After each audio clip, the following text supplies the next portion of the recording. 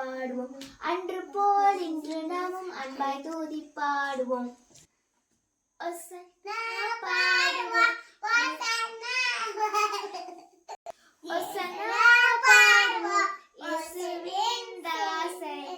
குமாரனுக்கு ஓசன்னா. கர்த்தருடைய நாமத்திலே வருகிறவர் ஸ்தோத்தரிக்கப்பட்டவர். உன்னதத்திலே ஓசன்னா. மத்தேயு 21:9. ஆமேன். ஹாய் ஃப்ரெண்ட்ஸ், இன்னைக்கு என்ன டே தெரியுமா? இன்னைக்கு தான் ஸ்பெஷல் சண்டே. என்ன ஃபெஸ்டிவல்னா குருத்து ஞாயிறு. குருத்து ஞாயிறு அப்படின்னா உங்களுக்கு என்னன்னு தெரியுமா? குருத்து ஞாயிறு என்பது கிறிஸ்துவர்கள் கொண்டாடப்படும் ஒரு முக்கிய விழா. ஈஸ்டர் ஞாயிறுக்கு முன்பாக கொண்டாடப்படும் விழா. இந்த குருத்துவரை ஞாயிறு தான் புனித வாரத்தின் துவக்க நாள். இயேசு கழுதை மேல் ஏறி நகருக்குள் வெற்றியோடு கொண்டாடப்படும் நிகழ்வு. இயேசு கழுதை மேல் ஏறி எருசலேம் நகருக்குள் நுழைந்து வெற்றியோடு நுழைவதை கொண்டாடப்படும் விழா. இதான் இதனால நினைவுபடுத்துறாங்க.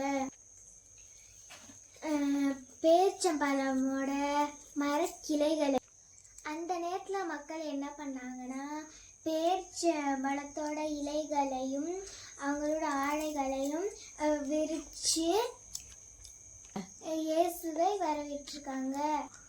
இவர் தான் உலகத்தோட ரட்சகர்னு சொல்லிட்டு சந்தோஷமா வரவேற்றாங்களாம்.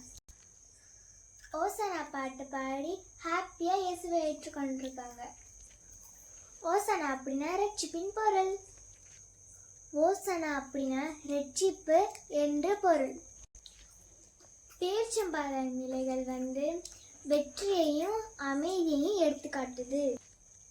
ஒரு சாதாரண மனுஷர் ஒரு கழுதை மேலே ஏறி வந்தாலும் அதை மெஸ்ஸியா அப்படின்னு ஒரு ராஜாவை எடுத்துக்கிட்டாங்க. அன்னைக்கு காலையில எல்லா சர்ச்சிலையும் சிறப்பு ஆராதனை நடைபெறும். இயேசுவின் வெற்றியை பறைசாற்றும் விழா. ஆனால் இயேசுவுக்கு அதிகமான துன்பம் ஏற்படும் தொடக்க நாள். பல பாடுகளை அனுபவித்து சிலுவையில் அறைந்து உலக மக்களின் ரட்சிப்புக்காக சிலுவையில் அறையுண்டு மக்களை ஏற்க துன்பங்களை ஏற்றுக்கொள்ளும் தொடக்க நாள்.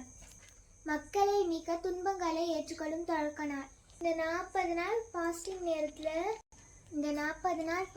நேரத்தில் நம்ம எல்லாரும் இயேசுவின் நற்குணங்களை ஏற்றுக்கொள்ள வேண்டும்.